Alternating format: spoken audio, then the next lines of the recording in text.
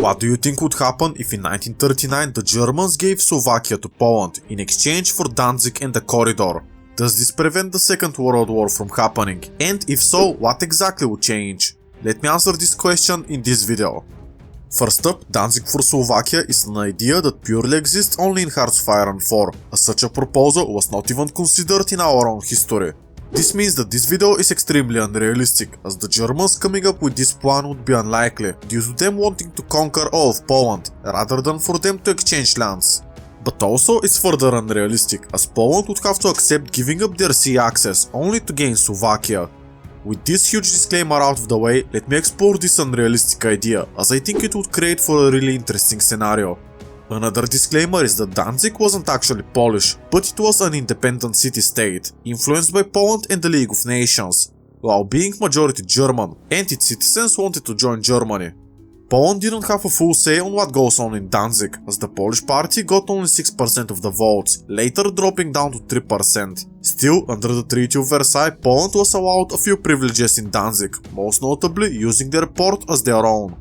This is actually really important, as Poland knew that they could lose Danzig eventually, so immediately after the Polish-Soviet War, they started construction of the new port of Gdynia, located in the Polish corridor. This was done just in case if they were ever to lose Danzig, and this information would become relevant later in the video.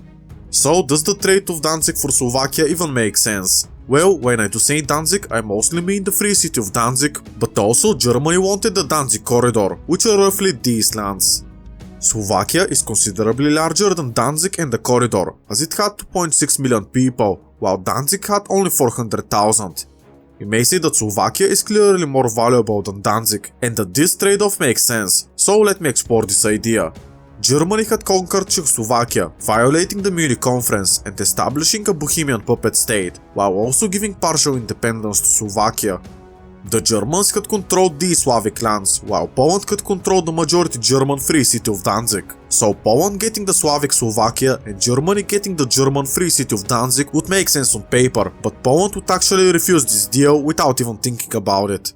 Even if such a proposal was made by Germany, Poland would have most likely refused either way, returning to our own history.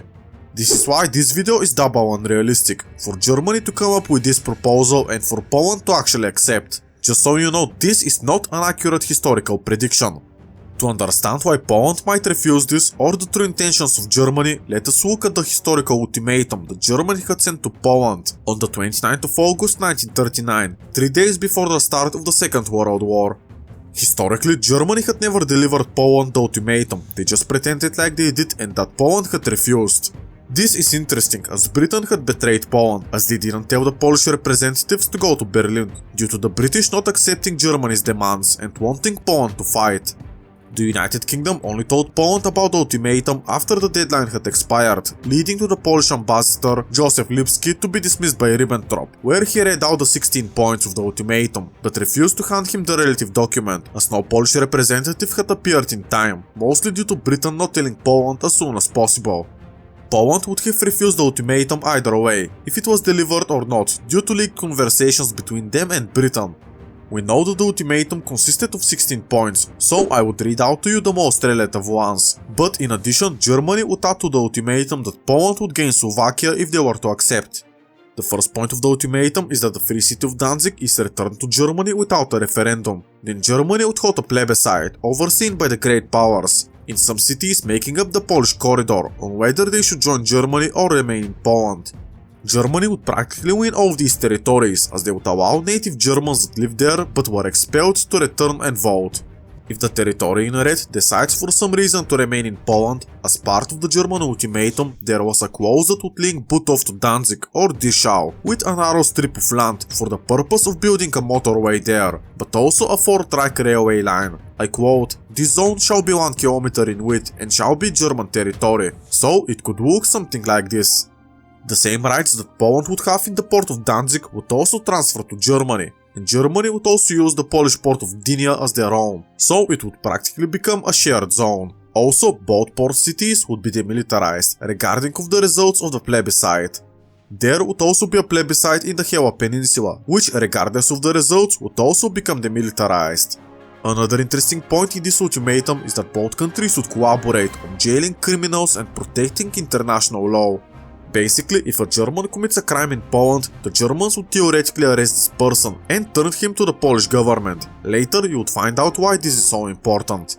The final interesting point in the ultimatum is that both countries should immediately demobilize their armed forces as to ease tensions. Remember that this ultimatum was supposed to be delivered 3 days before the start of the Second World War, so both countries were ready to fight, and this point would ease pressure off. Now, you may look at the ultimatum and say that these are all reasonable points. It really seems that the Germans want a peaceful solution, but we mustn't ignore the fact that it was written by the ultranationalist Germans that wanted war and literally wanted to erase the Polish people from the face of earth, colonizing the region later. This is why this ultimatum was perhaps written in such a way as to be rejected, as Poland doesn't have anything to gain out of it. Basically, Poland allows a referendum to happen in set areas, and at best they only lose Danzig, but Germany builds their motorway and cuts Gdynia from the rest of the mainland. Historically, once the ultimatum failed, Germany didn't have a strong enough casus belli, so a day before the start of the Second World War, German soldiers disguised in Polish uniforms and attacked the German radio base. So the Germans pretended like Poland attacked them first. The rest after that is literal history. But what if Poland had accepted this ultimatum and gained Slovakia in return? Surely trading the land in red for the land in green is worth it. So in this unrealistic video, Poland would accept this ultimatum. Then does the Second World War even happen? And if so, how does it look like? First up, the obvious problem is that Germany couldn't really give Slovakia to Poland in August of 1939. As Slovakia for about a year had already been an independent country, heavily leaning towards the Axis powers. This means that when Germany fully annexes Czechoslovakia and violates the Munich Conference, that they should annex the entirety of the country, and this would be a great blow to their political legitimacy. This time they cannot even present themselves as the liberators of the Slovak people, so Germany taking over Czechoslovakia would be less than ideal and come up with several challenges. So this is yet another layer on why this video is actually very unrealistic, as the most logical thing to do for the Germans would be what they did historically, and this is to establish a Slovak puppet state. But this couldn't work for our own video, as then Germany couldn't trade Slovakia for Danzig. So in this unrealistic alternate history scenario, Germany would directly control Slovakia, so they're in a position to give it to Poland, unlike in our own history. Speaking of Slovakia, I want to bring an old tradition, which is me showing these two coins.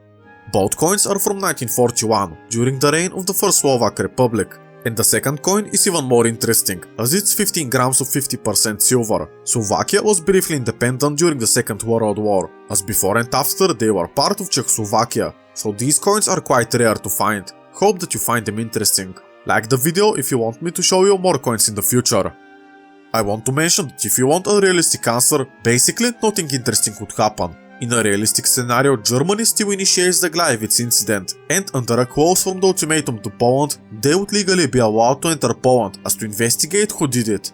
This is to say that Germany would eventually conquer Poland slightly easier than in our own history, but the invasion would finish in about the same time as it did in our own history, so overall nothing would change, neither in the war nor in the peace treaty thereafter. This is your realistic answer, so basically nothing will change in a realistic scenario where Danzig is swapped for Slovakia. Now I want to give you my take, where I would sacrifice some realism as to make a really interesting scenario. In this unrealistic alternate history, this ultimatum would be delivered according to the deadline and be accepted on the 29th of August 1939. But the thing is that just a week prior, Germany and the Soviet Union had signed the Molotov-Ribbentrop Pact, which intended to partition Eastern Europe among the two. This is to say that Germany is unlikely to decide to keep their gains and never to start the Second World War, but it would look slightly different from what it was in our own history.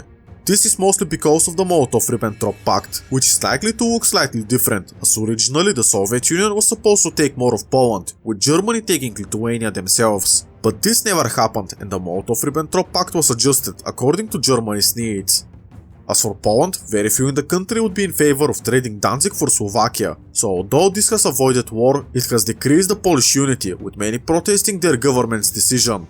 As for the Slovaks, they would also leverage the situation and rebel, trying to secure their independence from a weaker overlord, as them breaking away from Poland rather than Germany is actually more likely. This is why I expect Slovakia to start a guerrilla war in the mountains, which would further weaken Poland, as I expect that the Polish would have some ideological revolts, with the communists and peasants potentially also rising as to try to take over the country via an armed revolution. The communists coming to power in Poland after this embarrassing treaty is actually very possible, as Poland is likely to get radicalized. They were already ruled by totalitarian military rule, which would quickly become unpopular due to them signing this humiliating treaty. Since Poland would also become radicalized and fear further German expansion, they are likely to move towards the Soviet Union for protection, rather than relying on their current allies of France and Britain.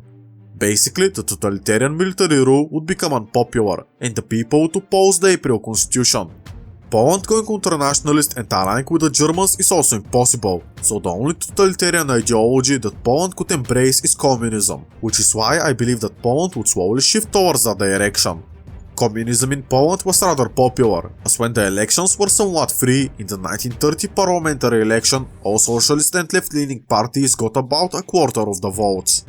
In 1938, the Polish military dictatorship was pretty well established, so they would get blamed for giving up lands to the Germans, in exchange for getting Slovak rebels to the south, so nothing of value pretty much. Historically, all of the opposition had boycotted the elections, as the April Constitution heavily favored the Sanation movement. This time, I believe that there could be snap elections, and that the opposition can use this opportunity to come out on top. Centro-left was a coalition of political parties in the 1930s that translates to center-right, so this political coalition could be revived and take advantage of the situation. Further, the minorities of Poland are also likely to join this opposition and to ally with centro-left. The reason for this is because the current Polish government had just given up ethnic German lands to Germany, so the Ukrainians, Belarusians and Slovaks could fear that this incompetent government would betray them and sign away their fate to the Soviet Union or Hungary. Undoubtedly, some minorities would wish to join the Soviet Union, but the center-left coalition would wish to cooperate with the Soviet Union politically and economically. As such, there is no need for Poland to give up any more territory in order to remain independent. This is to say that I would predict that if the Polish government were to do such a blunder as to give up Danzig for Slovakia, that Poland would likely become socialist and align itself to the Soviet Union. Poland was practically abandoned by France and Britain, with Germany and Italy not being friendly towards the Poles, so Poland can look only towards the only great European power, which is the Soviet Union. Germany is unlikely to immediately invade Poland after the ultimatum was accepted. For now, Germany is likely to oversee how the political situation in Poland plays out, and ironically help out the Polish nationalist government, as Germany knows that this would only weaken the Polish nation and make them stay away from collaborating with the Soviet Union. The thing is that Germany would be less effective, and France and Britain are still obligated to protect Poland in case of an invasion from a European power, which basically means Germany. The Soviet Union would pour resources and investments into Poland, and as I predicted, Poland would become socialist, likely headed by Edward Ossowski-Morawski, who historically led the Polish Socialist Party and was opposed to the creation of a one-party state. As such, if Germany were to invade Poland, they would not only have to worry about France and Britain, but also regarding the Soviet Union as well, which means that the Second World War would start a bit later, but with the insane ultranationalist Germans in charge, it wouldn't be prevented. Germany would believe in the inferiority of the Slavic people, but also the communist ideology, so them going against Poland and the Soviet Union I would say is quite likely to happen in 1940. I would assume that this alternate Second World War would look similar to our own, but with a few important changes. The Soviet Union is at war with Germany almost a year sooner, so the Soviets are going to perform poorly, while Poland just had a revolution and a Slovak insurgency, so they are unstable themselves. I expect Germany to put 80% of their army to the Eastern Front, with the rest of the army just holding out against France and Britain. Similarly to our own history, France would take the Saarland, but be too stubborn to advance any further, so they would retreat behind the safety of the Maginot Line. I assume that Poland would quickly become overrun, and perhaps even Hungary joins this offensive, as the Hungarians would be promised all of Slovakia. Basically, Germany had betrayed the Slovaks and gave them to Poland in exchange for Danzig, so Germany cannot really establish a Slovak puppet state, so them handing over Slovakia to Hungary really seems likely. The Soviet Union is not in the best position to fight, as this war would happen in let's say mid-1940. Most notably, since Germany didn't invade Poland in September of 1939, the Winter War between the Soviet Union and Finland was never started, so I would say that Finland is unlikely to join the side of the Axis, as there wouldn't be a continuation war. This would have several implications later, as the siege of Leningrad is perhaps less effective, with Finland not being in the Axis. I expect the Soviet Union to start losing ground, with Lithuania also joining in on the side of the Axis. The Germans would give the Lithuanians Vilnius, which the Lithuanians desperately wanted, but perhaps Germany promises to restore their borders to the Kingdom of Lithuania in 1918, at the expense of other Polish territories. Latvia and Estonia are ironically going to be spared, as the Soviet Union is not in a position to occupy them as they did historically, while the Germans don't stand anything to gain from invading them. I assume that Latvia and Estonia are going to become just like Sweden of our own history, which is that they would only trade with the Axis and potentially allow the Axis troops to pass through their territory. Germany would not have to invade them, as they would have little to gain, as these countries are already basically Axis puppet states. While the Germans also need to worry about the Western Front, where France and Britain are still not dealt with. Now, I don't think that Germany would initiate Operation Vesirubung, or at least for them to take off Norway. I expect Germany to still take Denmark in 6 hours, just like they did in our own history. The reason why Germany may not invade Norway unless the Allies invade first is because Germany is already very overextended. Historically, them invading Norway was quite easy. It was during the Phony War period, where Germany had already taken Poland, but took actions against France 6 months later. Basically, Germany had nothing important going on, so they could invade Norway and be sure that the Allies wouldn't put pressure on Sweden as to stop their steel exports to the Germans. This time Germany is also at war with the Soviet Union, so them sparing something as to conquer Norway would be really difficult, especially with Italy still not being yet in the war, as they are not convinced that Germany can fight 3 European powers at the same time. I would expect the Allies and the Soviet Union to take out Norway and put pressure on Sweden as to seize their steel exports to the Axis, or threaten them with war. I have no idea how this confrontation could go, either Sweden complies or they get invaded, but whatever happens, it wouldn't change the scenario in any way. For the sake of this video, Sweden would refuse and would get invaded by the Allies, where the French and especially British could strive to occupy central Sweden. The main reason for that is that the majority of the Swedish coal and iron mines were located there, and the second reason for that is that they would also capture Stockholm. And if this doesn't result in a Swedish capitulation, the country is already split in two, so the Allies can easily continue their invasion and make Sweden comply. The invasion would be deeply controversial, as the Allies are supposed to be the good guys, yet they're invading a neutral country. This I assume would make Latvia and Estonia to officially want to join Germany's side, as they could also fear that they would get the Swedish treatment. At that point, Germany isn't in a too advantageous position. Their oil reserves are likely to start running low, as they still have not consolidated the Balkans and got that sweet Romanian oil, but it looks unlikely that they ever will. Germany has bitten off more than they can chew, and their only real ally is Hungary. The thing is that Germany would neglect the Western Front and focus on defeating the Soviet Union, where Germany is likely to make the same impressive gains as it was in our own history, due to the Soviet Union being less prepared for war. Germany, out of ideological reasons and their belief that the Slavic communists are inferior and shouldn't exist, would focus purely on defeating the Soviet Union. Many in the army and the high command thought that this invasion of the Soviet Union would be rather quick, surely taking a couple of months at most. Germany's strategy in this alternate Second World War would look similar to the one they had in the Great War.